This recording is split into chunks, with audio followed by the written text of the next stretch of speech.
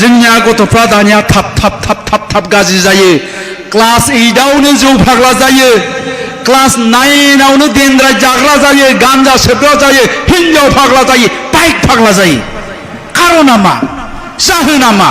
जाहोना रावबो नङा, बिमा बिफायानो बिनि जाहोना। जोङो गोदो उन्दै समाव, जोंनि समाव सान हाबनायनि आगोल आगोल फरायनाय टाइमाव जुदि जों मोनहैया, जोंनि बिखुङा बेरलाबखायोमोन। नंगौना? जोंनि बिखुङा बेरलाबखायो सान हाबनायनि सिगां जुदि न'आव मोनहैयाब्ला। दा जों मा नुयो? दा जोंनि फिसाफ्रा हरनि 12टा, हरनि 2टा, 2:30, 3टायाव न'आव फैयो। फैगोन ना फैया? हरनि 3टायाव न'आव हाबफैयो जोंनि फिसाफ्रा। अखानायै बे गथ'आ 12टासिम उन्दुयो। बिमा बिफाया खिन्थु जेबो बुङा। कुनु दिन सोङा बिमा बिफाया, दिनै मोनायाव 3टा बाजिसिम नों बहा दङमोन? सोङा, कुनु सोङा। बरनसे बे गथ'आ अखानायै 12टायाव सिखारनानै मा बुङो बिमाखौ? आइलै मा होनो बुजिखोनो मोना। मा होनदों फाग्ला? न'आव थाव गैयालै, बाइकआव फैसा दानि बाइकआव थाव सोनो फैसा गैया। थाव सोनो फैसा गैया। ओइ बिफा, ओइ फिसालानो फैसा नांगौनो, बाइक खरसायाव दं 100 लानानै थांलायबाय, गिदिंहैलायबाय। ओइदिनखालिबो हरनि 3टा। अखानायै जेबो बुङा। मानो मोजां जानो बे गथ'आ? मानो डक्टर जानो, मानो इन्जिनियार जानो बियो?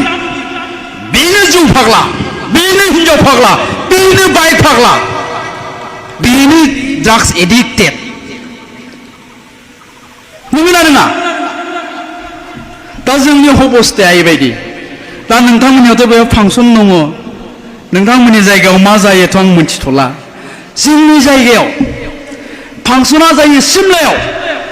नायनो फैयो सालबारिनि, पाठसालानि खोलानि, मुसलपुरनि। सोर? खिबुनाव साफा साफा हिन्जाव। गावनियाबो बे गोसथोनायजोंनो समान खानाया। ओरैजाय मोखांफ्राव माबा दादेरनानै लानाय थाथु माबा माबि, ओरैजाय सलायबोयो बाइकखौ।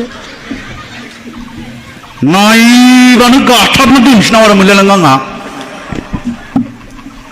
मोखां गोथौ गोथौ, खुगा गोसोम, खोमा गुस्थि गोसोम गोसोम, बेरग' दाखंखुरजाय।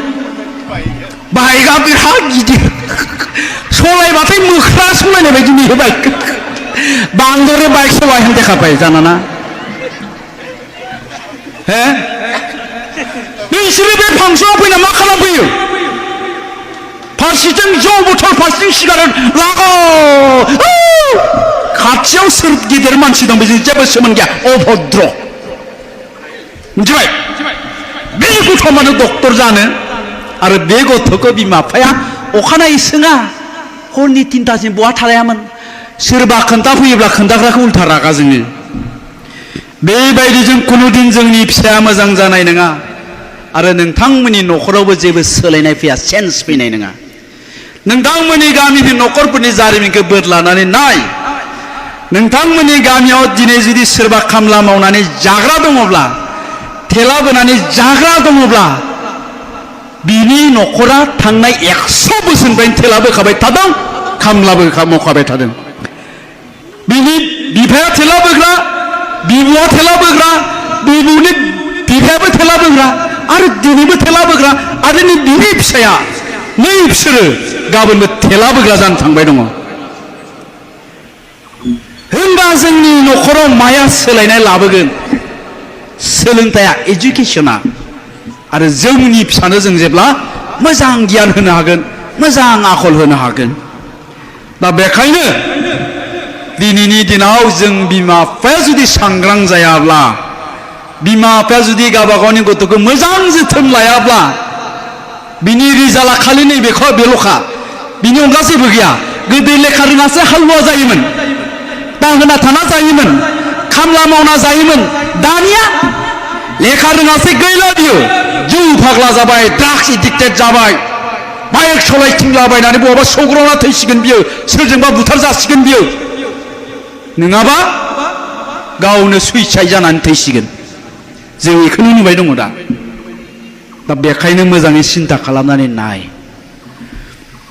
थांनाय मेट्रिक फाइनालनि रिजाल्ट होयोब्ला सासे लोगो उदालगुरिनिया आंखौ कल खालामनानै बुंहरदों नोंथाङा बहा दं जाहानाव आलासि जानो फैनांगौ आंहाथ' आलासि जानो सम गैया नङा फैथारनांगौ नोंथाङा फैयाब्ला आं बिराद गाज्रि मोनगोन बेबायदि बुंनायखाय आं थांबाय थांनानै ओंखाम जाबाय ओंखाम जानाय टेबोलाव बुंबाय आंखौ लोगोआ नोंथां आंनिया फिसालाया देग्लाय मेट्रिक पास जादों 87% मोनदों बेथ' जोबोद मोजांनि बाथ्रा दा फिसाला आंनिया डक्टर जानो गोसोनो दा बेखायनो आंखौ मोजां कलेजाव एडमिसन लानानै होनो थिनबाय दङ दा आंहा राहायानो गैया थाखा गैया फैसा गैया आं माबोरैजाय मोजां कलेजाव एडमिसन लाना होबावनो नोंथाङा आंनो माबा मोनसे राहा दिन्थिदो होनना बुंबाय आंखौ अब्लाथ' आं खेबसेनो बुंनो हाला जाहैबाय दा बेखायनो आं बुंबाय आं सानथामसो उनाव नोंथांनो कल खालामहरफिनगोन बेबायदि होननानै आं फैबाय फैना सानथाम उनाव आं बेनो फन खालामदों फन खालामना बुंहरदों आङो बुंहरनो हानाय जादों नोंथां नोंथांनि गथ'नि 2 बोसोरनि फरायनायनि थाखाय नोंथाङा थाइसेबो थाखा गारनो नांला आं मोनसे कलेजाव रायलायबाय खालि नोंथाङा थानायनि नामाव 1500 थाखाल' हो बे 2 बोसोरा थाइसेबो थाखा गारनांला अब्ला आंखौ बुंहरबाय हाब गोजोन्थों नोंथां थेंक इउ भेरि माच नोंथाङा आंखौ बिराद गिदिर मदद होबाय अब्ला फिसालायाबो बिफानि मबाइलजों आंखौ रायलायबाय थेंक इउ आंकोल सानसे बेलासि आं नोंनि खाथियाव डक्टर जानानैसो ओंखारहैगोन होननानै आंखौ बुंदों दानिया मेट्रिक पास जानायनि उनाव जायफोर गथ'आ जायफोर फरायसाया गावबा गावनि बिमा बिफाखौ बुंबाय जे आङो डक्टर जानो नागिरदों आं इन्जिनियार जानो नागिरदों आं ओरै थोरै जानो नागिरदों आंनो मोनसे मोजां कलेजाव एडमिसन लानानै हो होननानै बुंबाय बेफोर गथ'फोरखौ रावबो होबथानो हाया गाबोननि दिनाव साफा साफा डक्टर इन्जिनियार गेदेर मानसि जानायनिफ्राय बिसोरनो जायो डक्टर इन्जिनियारा आरो बेबायदियानो जागासिनो दङ आरो बिनि उनावनो दानिया आंनि फिसालथि निजा सालथे माने हाबा जाथ'आखै माने गोसोथोयो आरोखि आंनि माबाखौ आंनि गोसोथोनायनि बिब'नि हौवा बिनियाबो 74% मोननानै मेट्रिक पास जादों दाना सालथेया फन हरबाय आंनाव सालथे ओइ मा खालामलै नोंसालायानो मा खालामदो नोंसो मोनसिगोन माबा 50,000नि मबाइल नांगौनो बायना हरदोलै नोंथाङा आं मोनथिला जाबाय 50,000नि मबाइल आंनि फिसालानो आं मबाइल बायना होआखै मेट्रिक पास जानायाव फिसाला दं दे आंहा नानिमोन क'क्राझाराव थायो बै मोनथिनायफ्रा मालाय आंखौ खोनाफा माफा फिलाबियावसो जों आरो फिलाबियावसो जायना आं आरो जुनायो गियो आंखौ आंनि फिसालानो आङो मबाइल बायना होआखै मेट्रिक पास जानायाव नोंनि फिसालानो आं मानो बायना होनोलै जाया बियो आंजों बिनि सोलाय आं कलेजाव एडमिसन ला गासै खरस आं होगोन जोंनियाव एक्सेलेन्ट एकाडेमि होननाय दं सिमलायाव बेयाव ला एडमिसनखौ थाइसेबो फैसा होनो नाङा आं होजोबगोन नांदों साननि उनाव खबर लाबाय आङो एडमिसनखौ लादोंना लायाखै मानो लायाखै हायार सेकेन्डारियाव फरायगोननो आं बुंदोंआखै जे हायार सेकेन्डारियाव फरायोब्ला लेखा रोङा आं बेखौ बुंनो नागिराखै दाना खोथाया जाबाय मा हायार सेकेन्डारिनिख्रुइ बै प्राइभेट कलेजा न'नि खाथिसिनाव नांजाबनाय न'जों कारना मा हायार सेकेन्डारियाव फरायनो नागिरनाया बेयाव मानो फरायनो नागिराखै कारना जाहैबाय मा बे प्राइभेट कलेजाव फरायोब्ला क्लासाव रेगुलार एटेन्ड जानांगोन डिसिप्लिन मेनटेन खालामनांगोन फरायनाया बारा जागोन कारण एग्जामानि एग्जाम जाबाय थायो क्लास एग्जाम जायो इउनिट एग्जाम जायो दा ओंखायनो बियो एडमिसन लाया गतिके अखानायै थांबाय आङो सानथाम उनाव आङो थांबाथाय आंनियाव थारमाने गारियावनो इसिं गोलाव थुंग्रि थाखायलै दाबो दंखायो गारियाव ओंखायनो जानला मेनला एदावखा नांगौ लामाफ्राव लाखिना गारि बे थुंग्रिखौबो लांफाखादों आङो लांफानानै सिथ्लायाव थुंग्रिखौ दिहुननानै ओरैजाय होलिनाथाय सेराव जना ओइ ओंखारबो नङा गैया नङा ओंखारबोआ आं हमना लायनांगौना नों ओंखारबोगोन होनबाथाय दसे उनावहाय माबाला आयं क्लासबो जाथ'वाखै नालाय ओंखायनो आङो मानो लाथ'वाखैला आयं समनियासो लानो नागिरदों आं क्लासबो जाथ'वाखैला आयं जाबाय मोजांबासो मोजां नङाबा गोदना जगोन बे आं बेनि उनाव एडमिसनखौ लाबाय दाना खोथाया मा जाय गथ'आ मेट्रिक पास जानायनि उनावहाय बिमा बिफाखौ बुंबाय जे आंनो मबाइल नांगौ 50,000नि 1 लाखनि आंनो बाइक नांगौ 2 लाख 3 लाख 2.5 लाखनि जाय गथ'आ बेबायदि बुंबाय दाखालि मेट्रिक पास जानायाव ओइ दिनखालिनिफ्रायनो बे गथ'नि लाइफआ धंस जाखाबाय 90%निया खारन जों बेखौनो नुबाय दं नंगौना नङा मेट्रिक पास जानायनि उनावनो बिबाय बियो आंनो 50,000नि मबाइल नांगौ 3 लाखनि बाइक नांगौ ओइ दिनखालि जोब्बाय बे फिनिश दा बेखायनो साबधान बे बाइक बे मबाइला जोंनि इयुन जोलैखौ जोंनि फिसाफोरखौ धंस खालामगासिनो दङ दाना बाइक दाम गोसानि मबाइल दाम गोसानि बिनायनि दायनिगिरिया खिन्थु बे नानि मोननियाव थायो एसे सिख्लाफोरनियाव तारमाने बिसोरो मा होननानै सानो बाइक दाम गोसा मबाइल दाम गोसानि लाबासो सिख्लाफ्रा गोसोथोयोलै साननायफ्रा बेबायदि नंगौना दा ओंखायनो बिसोरनो दाम गोसानि बाइक दाम गोसानि मबाइल नागिरो आरोखि बेखौनो गोसोआव लाखियो जारौमोन सनाफोर नों जायखौ दा गोसोथोदों बाइक दाम गोसा मबाइल दाम गोसा लाग्राया बे जौबो लोङो बे लेखा फराया मिथिबाय आरो बेजों हाबा जानांगौबा नोंनि लाइफआ धंस जाबाय मिथिबाय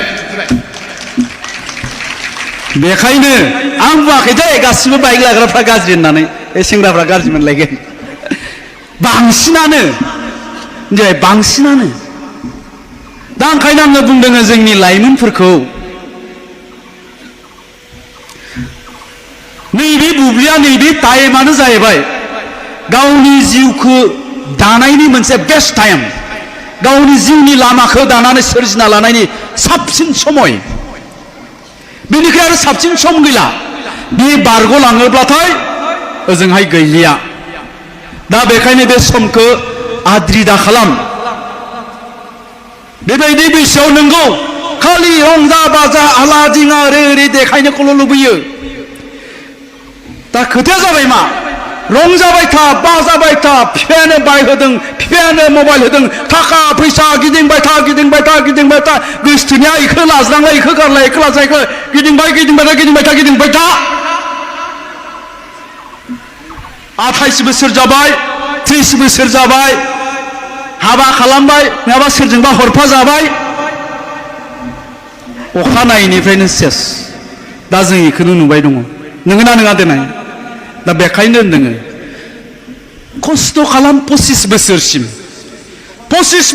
खस्थ' खालाम आरोबाव 50 बोसोर आलो गोजोनै जा गारि मटर न' बां थाखा फैसा जेनिबो आंखाल गैया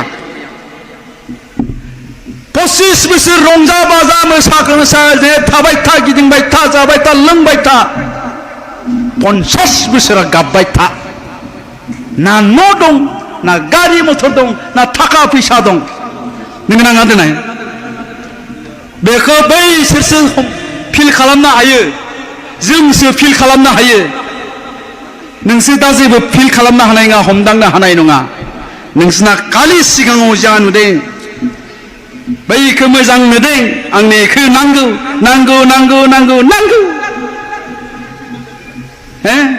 आखल गैयाबाबो उनाव आखल फोरोंनो हागोन साननायफ्रा बेबायदि आरो